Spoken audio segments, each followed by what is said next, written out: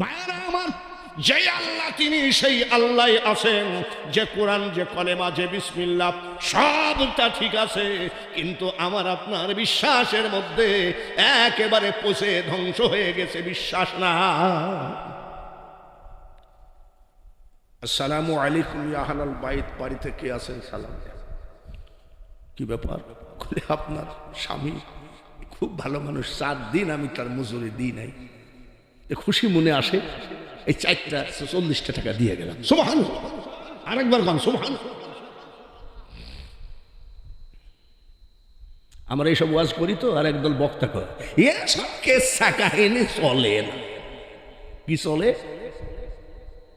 ইয়া আইয়ুহাল্লাযীনা আমানুত্তাকুল্লাহা ওয়াজাহিদু, জিহাদ করো, ভালো করে জিহাদ। কে আছেন বলেন? শেখ হাসিনাকে গদি থেকে নামাইতেই হবে। এটা কি কোরআনের তাফসীর নাকি? আবার ভালো করে বুঝাই। বর ছিল বলে বরযাত্রী পেট ভরে খালি, গোটা পৃথিবীতে মুসলমান দুনিয়ায় ছিল বলে ইহুদির বাচ্চারা খেয়ে বাঁচলি। এবার বলতে পারেন সেই মুসলমানের এত অপমান অপদস্থ কেন? কারণটা কি? তাম পৃথিবীর এক পাল্লাই আর আল্লাহর কোরআন দেও এক পাল্লাই, ইজ্জত সম্মান ওজন বেশি কার?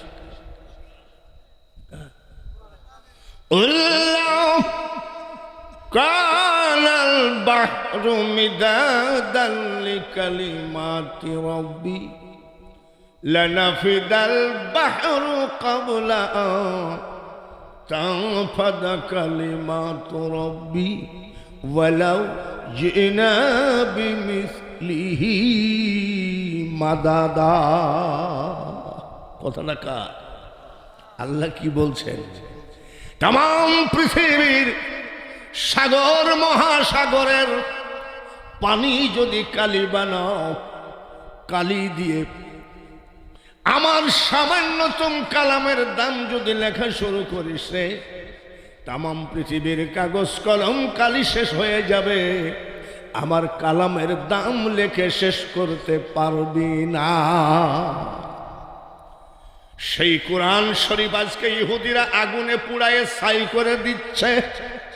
কারণটা কি? কারণ বলি আমি, কারণটা কি? এক বাড়িতে আগে তো ডাকাত চিঠি দিয়ে ডাকাতি করতো নাকি?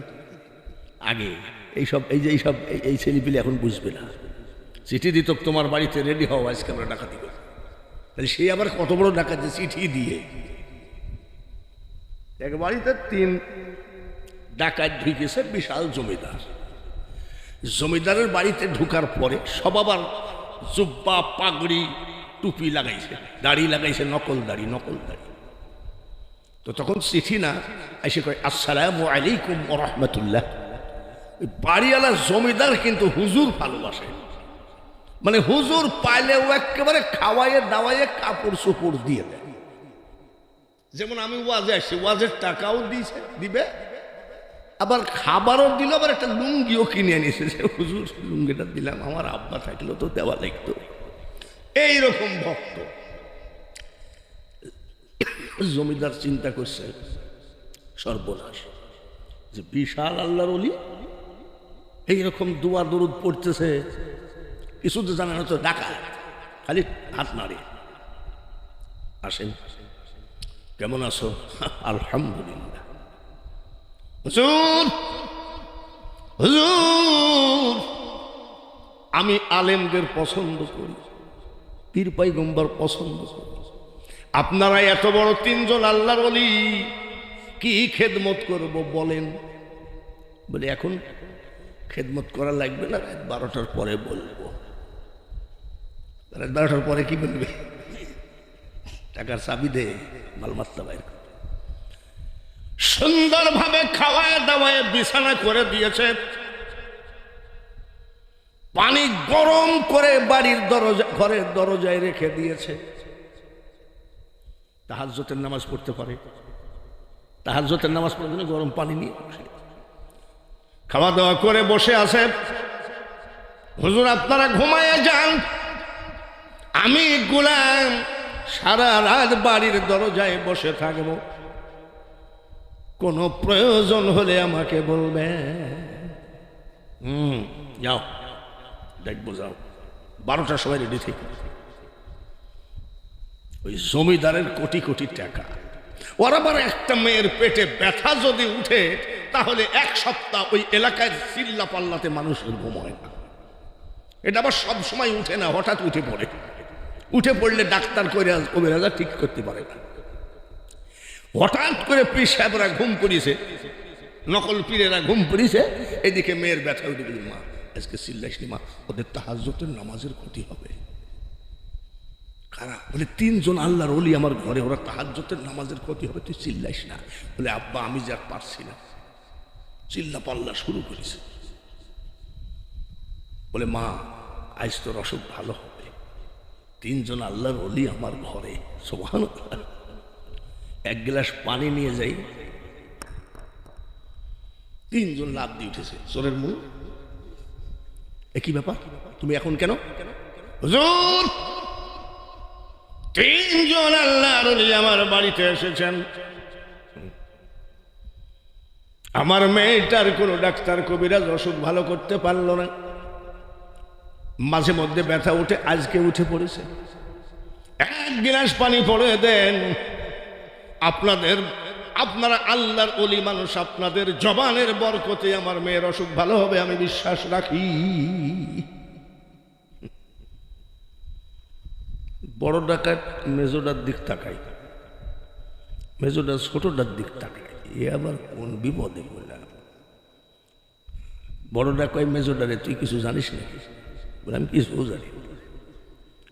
ছোটটা তুই কিছু জানিস নাকি? বলেন না। বস তুমি কিছু জানো না? বলে আমিও কিছু জানি না। দাও এদিকে। বিসমিল্লাহির রহমানির রহিম। খাওয়াও না, ওইটাই জানে, বিসমিল্লাহ জানে, খাওয়াও না। মা ভক্তির সাথে খা, ভালো হয়ে যাবে। একেবারে মেয়েটাও খেয়েছে বিসমিল্লাহির রহমানির রহিম, সঙ্গে সঙ্গে পেটে ব্যথা ভালো হয়ে গেছে। এইবার আবার গেছে সোরের মন, আবার আইসুকে হুজুর জমি জায়গা টাকা পয়সার অভাব নাই গো, আমার চাহিদা ছিল আমার মেয়েটা যদি কেউ ভালো করে, যা চাইবে আমি তাই দিতে রাজি আছি। এই নেন আমার টাকার আলমারির চাবি। তার মানে আপনারা যে কত বড় আল্লাহর ওলি, আর আমার বুঝতে বাকি নাই। পানি খাওয়ার সাথে সাথে মেয়েটা ভালো হয়ে গেছে। যত টাকা লাগে আপনি আলমারি থেকে নিয়ে চলে যান। 3 ডাকাত কয় কি করা যায়? কেন ভালো হলো? আমার আল্লাহ বলে তোরা 3 জন ডাকাত হতে পারিস, তোদের মাথায় আমার হাবিবের টুপি পরানো, সুবহানাল্লাহ বলে। তোদের গায়ে আমার হাবিবের জুব্বা পরা, তোদের মুখে আমার হাবিবের নকল দাড়ি লাগালে হবে কি? তাও তো লাগাইছিস। আবার যে দোয়াটা পড়ে ফুঁক দিয়েছিস, বিসমিল্লাহির রহমানির রহিম, এই বিসমিল্লার ভিতরে আল্লাহর 3খানা নাম আছে। কয়টা? বিসমিল্লাহ মানে আল্লাহ, রহমান আর রহিম, 3খানা নাম দিয়ে বিসমিল্লাহ শরীফকে সাজানো আছে। একে তো আমার হাবিবের জুব্বা পাগড়ি টুপির বরকত, আর বিসমিল্লাহর বরকতে তোরা ডাকাত হলেও আমি রোগ ভালো করে দিলাম। 3 জন কয় আমাদের মতন সিটারের বিসমিল্লাহ যদি এত বরকত হয়, তাহলে আজ থেকে এই যে পাগড়ি পরেছি আর জীবনে খুলব না। রে বাবাজি, এই নাও চাবি, টাকা আমাদের লাগবে না, এর নাম হলো বিসমিল্লাহ। কুরআনের এত বরকত, বিসমিল্লাহর এত বরকত, মুসলমান জাতি আল্লাহর কাছে এত পছন্দনীয়। পেপার খুললে, ফেসবুক খুললে, ইন্টারনেট খুললে কোনো ইহুদি মরে নাই, হিন্দু মরে নাই, বৌদ্ধ খ্রিস্টান মরে নাই, শুধু মুসলমানই মরে। কারণটা জানতে চায়।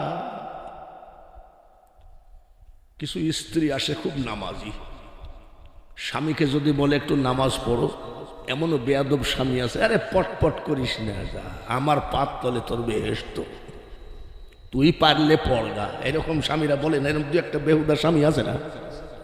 স্ত্রী ধার্মিক, স্বামীকে যদি বলে নামাজ পড়বো, পটপট করিস না, তোর নামাজ তুই পড়, তুই যতই নামাজ পড়িস আমার বেহেশত, তোর বেহেশত আমার পাত তলে।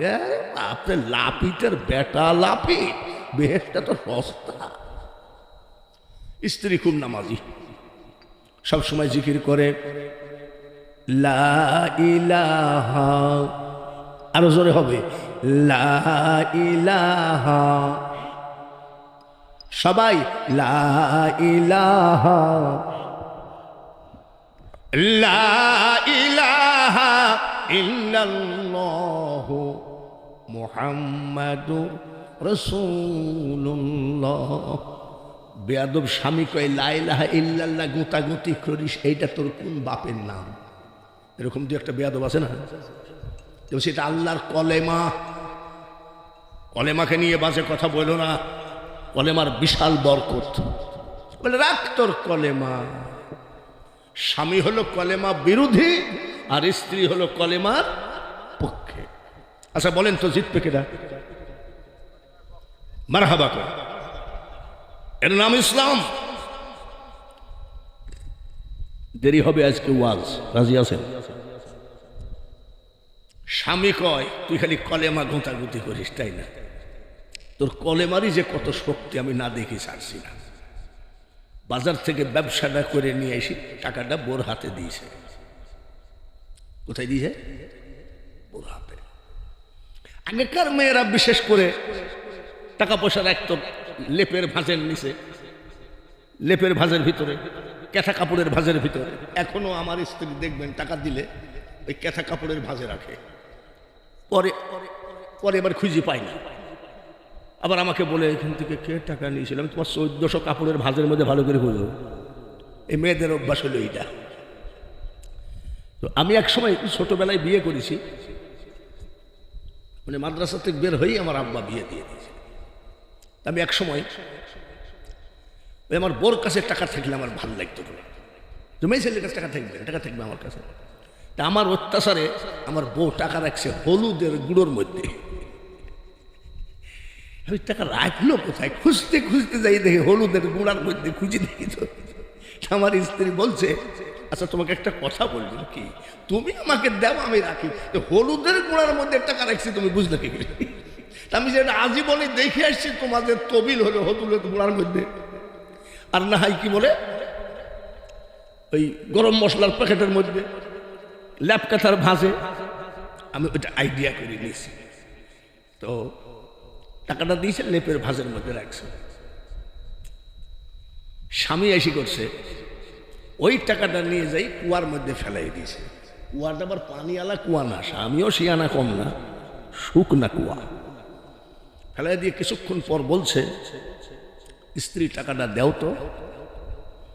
স্ত্রী হাত ঢুকায় দিয়েছে, বিসমিল্লাহির রহমানির রহিম, লা ইলাহা, কলেমার ভক্ত, কলেমার ভক্ত, লা ইলাহা ইল্লাল্লাহু মুহাম্মাদুর রাসূলুল্লাহ।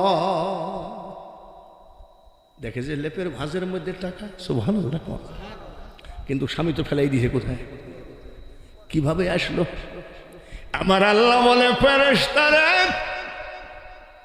স্বামী স্ত্রী কলেমা নিয়ে ঝামেলা, এক কাজ কর, ওই পাগলি কলেমা পড়ে হাত ঢোকাবে, টাকা যদি জায়গা মতো না থাকে ওই বেঈমান কলেমাকে অপমান বেইজ্জতি করে ছাড়বে। তাই আমি আল্লাহ বলছি, ফেরেশতারা ওই কুয়ার ভিতর থেকে টাকাটা উঠায় সঙ্গে সঙ্গে লেপের ভাঁজের মধ্যে ঢুকায় দাও। লা ইলাহা ইল্লাল্লাহ মুহাম্মাদুর রাসূলুল্লাহ। এই নেন। ব্যাপার কি? কুয়ার মধ্যে তো টাকা নাই, টাকা আসলো কি? পালি কোথায়? বলে তুমি যেখানে আমি রাখি সেখানে। তা তো হওয়ার কথা না। স্বামী গো, এখনো ভালো হতে কি লাগে না? জোরে স্বামী গো, এখনো ভালো হতে পয়সা লাগে না। আল্লাহর কলেমার সঙ্গে 2 নম্বরই করতে যাও না, জায়গায় শেষ হয়ে যাবা। যে জাতির বিসমিল্লাহর এত বরকত, কলেমার এত বরকত, কুরআনের এত বরকত, এই জাতির এত বরকত, সেই জাতি আজকে ফুটবল যেমন লাথায় নিয়ে বেড়ায়, গোটা মুসলিম জাতিকে ইহুদিরা লাথায় নিয়ে বেড়ায় কেন? বিসমিল্লাহর তাসির কমে গেছে নাকি?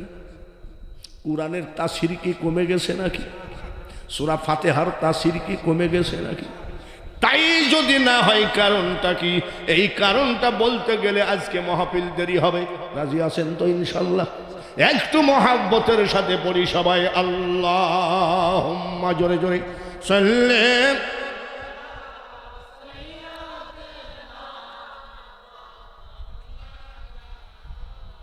মহাব্বতের সাথে ওয়ালা আলিস।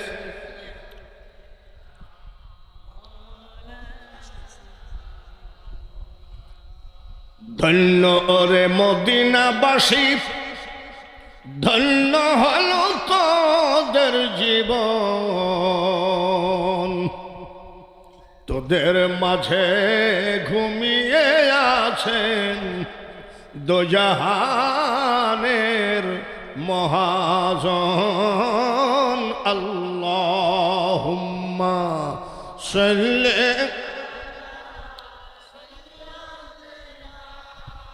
মাওলানা ওয়ালা আলিস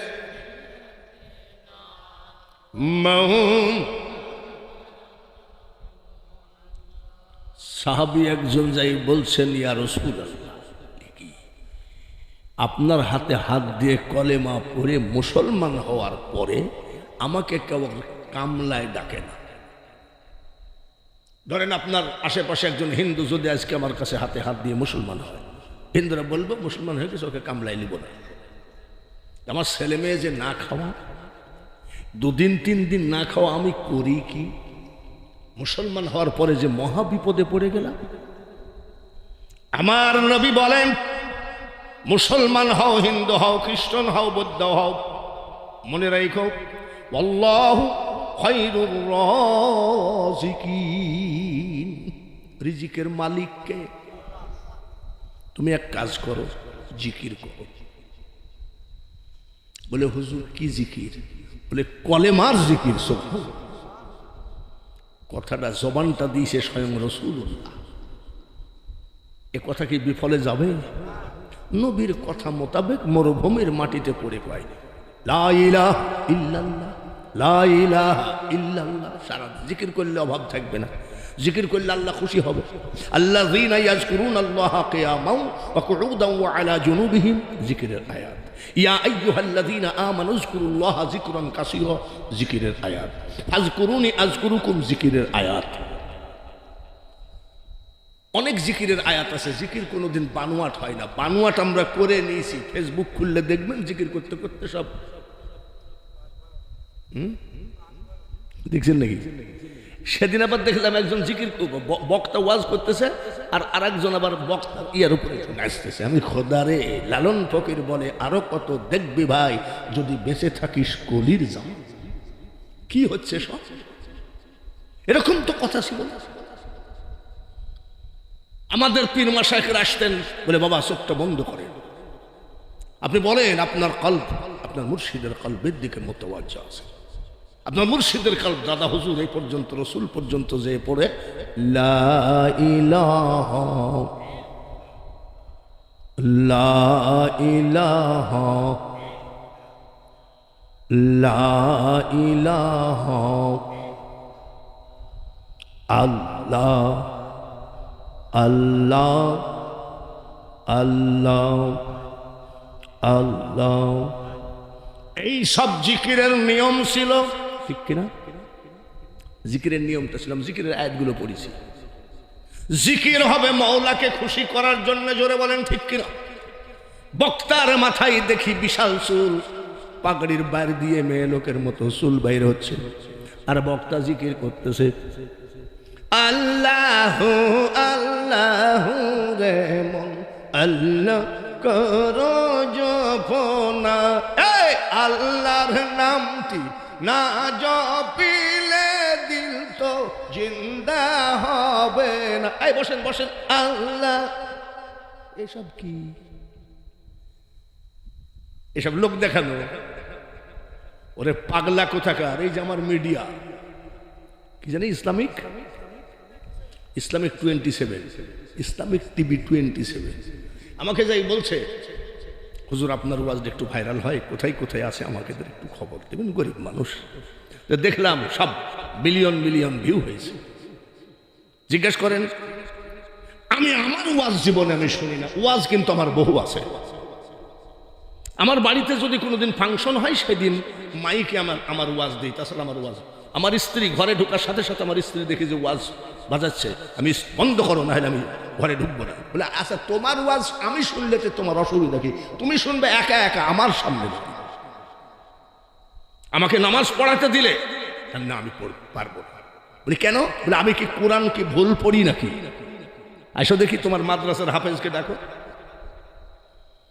কামা আরসালনা ফীকুম রাসূলাম মিনকুম ইয়াতলু আলাইকুম আয়াতিনা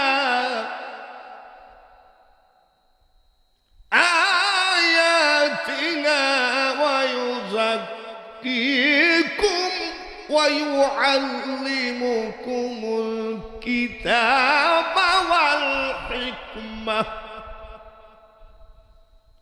ওয়া ইউআল্লিমুকুম মা লাম তাকুনু তা'লামুন।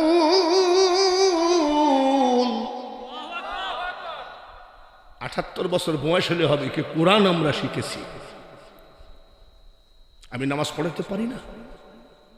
কয়েকদিন আগে আপনাকে নামাজ পড়াইতেই হবে, আমি সামনে নামাজ পড়াইতে পারি, কিন্তু আমার ভিতরে যদি এরকম কিছু আসে, দেখো আমি কত বড় হুজুর, আমি নামাজে দাঁড়াইছি, এরা আমাকে দাম দিচ্ছে, এইটা যদি নফসের খেয়ালে আসে, তোমারও টুপলা টাপলি শেষ, আমারও টুপলা টাপলি শেষ। কিন্তু আবার আজকাল হুজুর আবার দেখি মাগরিবের নামাজটা আমাকে পড়াইতে দিয়ে, এরই সর্বনাশ। এগুলো আমি পছন্দ করি না। যখন মিডিয়া ছিল না তখনও বাঙালি হুজুরের কোনো ডেট ফাঁকা ছিল না। মিডিয়ার মাধ্যমে প্রচার করে ডেট হতে হবে, তাহলে ভাইরাল হওয়া, ভিউ হওয়ার মালিককে, আরো জনে বলেন মালিককে।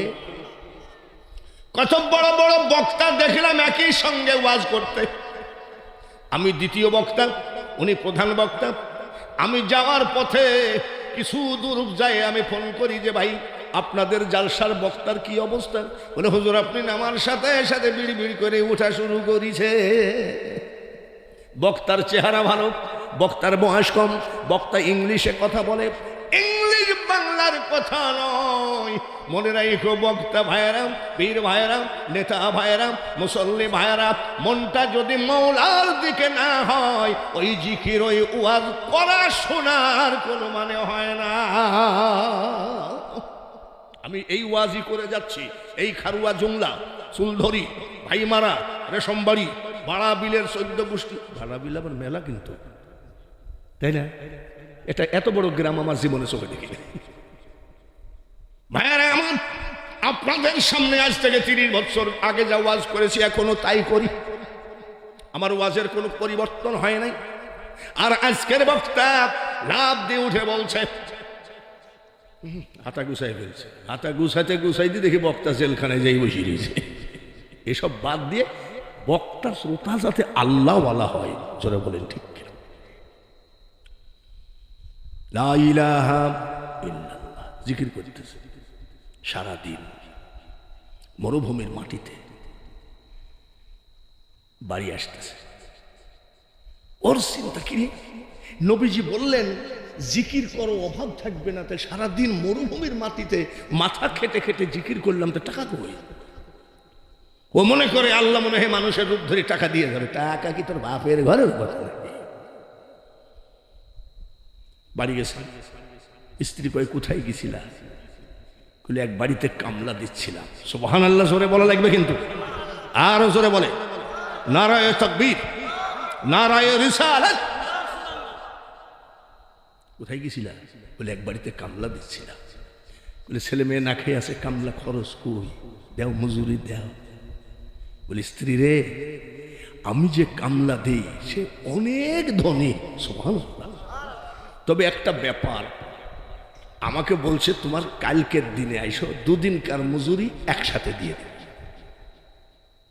সকালবেলায় ফজরের নামাজ পড়ে আবার গেছে, ওই যে নবীর কথা মোতাবেক ছেলে মেয়ে না খেয়ে থাকে, আল্লাহর জিকির কর, আল্লাহু খায়রুর রাযিকিন। যাও, আবার যাই জিকির করে ময়দান মাঠে, কি আমাদের মতন ময়দান নাকি? পাথর বিছানো, ইল্লাল্লাহ লা ইলাহা ইল্লাল্লাহ লা ইলাহা ইল্লাল্লাহ জিকির করে সারাদিন। কি ব্যাপার, এখনো তো সন্ধ্যা হয়ে গেল, আল্লাহ তো কোনো টাকা পয়সা দিল না, আবার বাড়ি চলে গেছে। স্ত্রী জিজ্ঞাসা করে স্বামী গো টাকা কই? বলে মহাজন আমাকে এত ভালোবাসে, 3 দিনের খরচ একসঙ্গে দিতে চেয়েছে। সকালে বেলায় উঠে ইমান, ভক্তি, বিশ্বাস নিয়ে আবার গেছে। সারাদিন ময়দানে বসে জিকির করে লা ইলাহা ইল্লাল্লাহ মুহাম্মাদুর রাসূলুল্লাহ। আজও খবর নাই।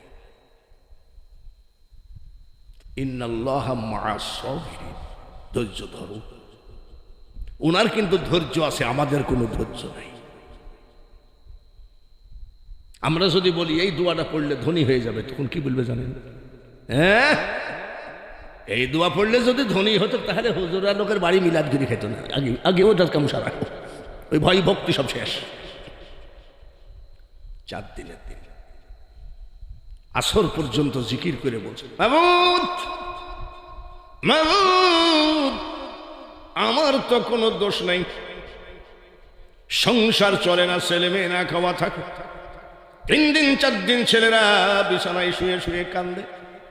তোমার হাবিবের কাছে আরজি দিলাম, তোমার হাবিব আমাকে বলেছে জিকির করো, তাই জিকির করি, কিন্তু তুমি তো কোনো টাকা পয়সা দেও না, আর কত বউ ছেলেকে বুঝ দিয়ে রাখি।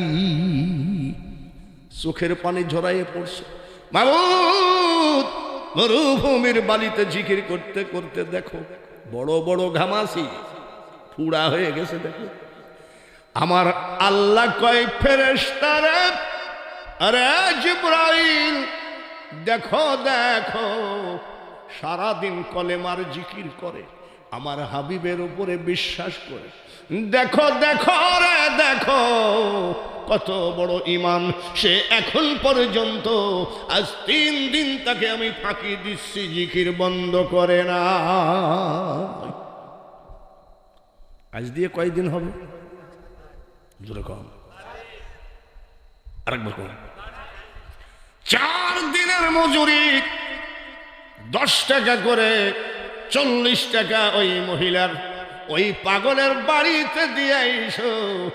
তোমার বাবা বা তোমার স্বামী আমার বাড়িতে কামলা দেয়, আজ 4 দিন কামলা খরচ দিই নাই, যার জন্যে এই 4 দিনের কামলা খরচ আমি দিয়ে গেলাম, এখনো তোমার বাবা কাজে ব্যস্ত আছে। আল্লাহ কি বুড়া হয়ে গেছে নাকি? আল্লাহ কি অথর্প হয়ে গেছে নাকি? ভাইরা আমার, যে আল্লাহ তিনি সেই আল্লাহ আছেন, যে কোরআন, যে কলেমা, যে বিসমিল্লাহ সবটা ঠিক আছে, কিন্তু আমার আপনার বিশ্বাসের মধ্যে একেবারে পচে ধ্বংস হয়ে গেছে বিশ্বাস না। আসসালামু আলাইকুম ইয়া আহলাল বাইত, বাড়ি থেকে আসেন সালাম। কি ব্যাপার? বলে আপনার স্বামী খুব ভালো মানুষ, 4 দিন আমি তার মজুরি দিই নাই, খুশি মনে আসে এই 4টা 40টা টাকা দিয়ে গেলাম। সুবহানাল্লাহ, আরেকবার গান সুবহানাল্লাহ। আমরা এইসব ওয়াজ করি তো, আর একদল বক্তা করে এসব কেসা কাহিনী চলে না। কি চলে? ইয়া আইয়ুহাল্লাযীনা আমানুত্তাকুল্লাহা ওয়াজাহিদু, জিহাদ করো, ভালো করে জিহাদ। কে আছেন বলেন? শেখ হাসিনাকে গদি থেকে নামাইতেই হবে। এটা কি কোরআনের তাফসীর নাকি? কোরআনের কথা আছে না? কাকে কি বলে বুঝ দিতে চাও? এই চ্যাংলা বক্তা, এই বাড়াবিলি এক বক্তা যে কি জানি বলেছিল, সব প্যান্ডেল খোলাখুলি শুরু হয়ে গেছিল, বক্তা যাই ওই রাখালের মধ্যে ঘুমাইছিল। হ্যাঁ, কিটা গরুর কুইয়ার ভিতরে জামা টামা খুলে বক্তা ছাড়িয়ে দৌড় মারিছিল, মাইক্রো টাইক্রো সব ফেলাই থুয়ে। ম্যানেজার বলছে কি ব্যাপার? বলছে ভাই আমার বাঁচা। ভাই বাঁচাবে কেন? মরলে শহীদ, বাঁচলে গাজী, তুই পলালি কেন? আপন পরাণ বাঁচা, এসব করার কোনো দরকার নাই। মানুষ কিভাবে আল্লাহ মুখী হবে সেইগুলো হবে বক্তার কর্তব্য। জোরে বলুন ঠিক কিনা? ভাইরা আমার, 40টা টাকা দিয়ে গেল। আরেকটা বাংলা ওয়াজ করে দেই, আল্লাহ দিলে ফুরায় না, আর বান্দা দিলে কুলায় না। তাহলে বান্দার কাছে যাবেন না আল্লাহর কাছে যাবেন? আরো জোরে বলেন। আল্লাহ যদি দেয় ফুরায় না, বান্দা দিলে কুলায় না।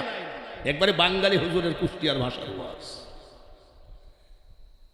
স্বামীরা আসতেছে, স্বামীরা আসতেছে, আজ কয়দিন ধরে কামলা দেয়, তার সামনে চারদিক খাবার নিয়ে যেতে পারি নাই। মহিলা আবার 1টা টাকা হাতে করে বাজারে গেছে, দোকানে বলছে চাল টাল তরি তরকারি আটা মাটা নিয়ে বলছে এ নেন। এ টাকা কোথায় পেয়েছেন আপনি? কলে কেন? আমার স্বামী কামলা দেয়, কামলা খরচ নিয়ে আসে। কোথায় দেয় কে জানে? দোকানদার বলে মাগো, এই টাকার মর্যাদা আমি দিতে পারবো না। সুবহানাল্লাহ বলেন। সব ধান্দা ছেড়ে দিয়ে একমাত্র আল্লাহর ধান্দা করো। আল্লাহর ধান্দা না করা পর্যন্ত তোমার জীবনে পিঠ দেওয়ালে ঠেকে যাবে, কুল কিনারা পাবা না। আপনি যদি মা আমার দোকানের জমিন, দলিল পত্র, মালমাত্রা সব নেন, এই টাকার দাম হবে না। আপনি দয়া করে কি করবেন? বলে বাবা যতদূর পারো দিয়ে দাও, জমি জায়গা আমার দরকার না। 1 টাকাতে দোকানদারও বড় লোক নিয়ে আসছে, রান্না বাড়া করছে। এতদিন হারিকেন জ্বলে নাই, বাতি জ্বলে নাই, কেরোসিন ছিল না, জ্বলছে। ওইদিকে স্বামী কাঁদলে, 4 দিন হয়ে গেল তোমার হাবিব বলল কি আর তুমি করছো কি? কিছু দেও, কিছু কোনো খবর নাই। আজ আবার গামছার সাথে কিছু বালি বেঁধেছে, বালি বেঁধে বলছে আজ একটু সন্ধ্যা হলে বাড়ি যাব, স্ত্রীকে বলবো পানি জ্বালাও, আটা এনেছি, পানি জ্বালাও।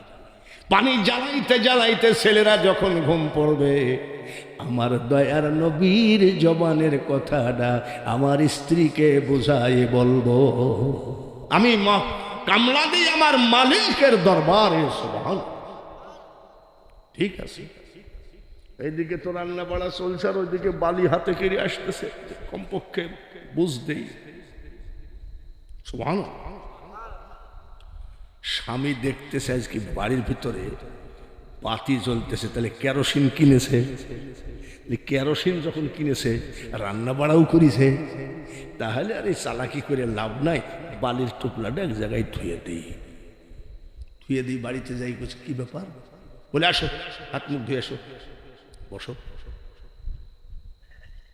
খাবার পাইছো কোথায় বলে বসো আজ কয়েকদিন ধরে তোমার সামনে খাবার দিতে পারি নাই খাবার দিচ্ছে আলহামদুলিল্লাহ বলে অত্যাধুনিক খাবার বলুন আলহামদুলিল্লাহ আল্লাহর দেওয়া নিয়ামত বলুন আলহামদুলিল্লাহ তুমি কত দিলেই রতন ভাই বিরাদার পুত্র স্বজন মারহাবা বলেন ক্ষুধা পেলে অন্ন জুগাও মানি চাই না মানি খোদা তোমার মেহেরবানি এত সুন্দর খাবার কোথায় পাইছো বলে তুমি কি ব্যাপার জানো না নাকি বলছে না তো বলে তুমি যে বাড়িতে কামলা দাও এই মালিক নিজে এসেছিল সুবহানাল্লাহ বলে যারা বলেন মারহাবা সেই বিশ্বাসিত হইতে মালিক আসবে কেন সুদে টাকা দিয়ে ব্যবসা করবা চিটারি বাটপারি করে খাবা মোহরের পিছনে লাগিয়ে বলবা জমিটা আমার নামে করে দিলে 2 লাখ নিয়ে যায় এই সবের ভিতরে আল্লাহ আসে নাকি ভাইরা আমার বিরক্তি হচ্ছেন নাকি ঘুম আসছে নাকি ঝিমানি আসছে নাকি এ তো কেবল ভূমিকা চলতেছে কি ঘটনা কি বলে 1 টাকা 40 টাকা দিয়ে গেছে আমি তো কোনো মহাজনের বাড়িতে কাজ করি না আমি তো মৌলার দরবারে মৌলাকে ডাকি মহাজনটাকে ডাক তো সে দেখিয়া বলে 1 টাকার তুমি কোন দেশে চাকরি করো গো স্বামী বলে কি বলে 1 টাকার বিনিময়ে দোকান সহ দিতে চাইছে বলে আরো 39 টাকা আছে বলে টাকাটা নিয়ে শুনে দেখি তো বলছে তোমার টাকা তুমি লিবাতে খাও সাইড দিয়ে বলে না খাওয়ার আগে দেখবো এই নাও সঙ্গে সঙ্গে খাবার রেখে দিয়ে ডান দিয়ে বলে স্ত্রী রে আমার ছেলের সন্তানগুলোকে ঘুম থেকে উঠাও অজু বানিয়ে দাও তুমিও অজু করো আমি কোন দুনিয়ার মহাজনের বাড়িতে চাকরি করি না আমি স্বয়ং মৌলার দরবারে কামলা দেই লা ইলাহা ইল্লাল্লাহ লা ইলাহা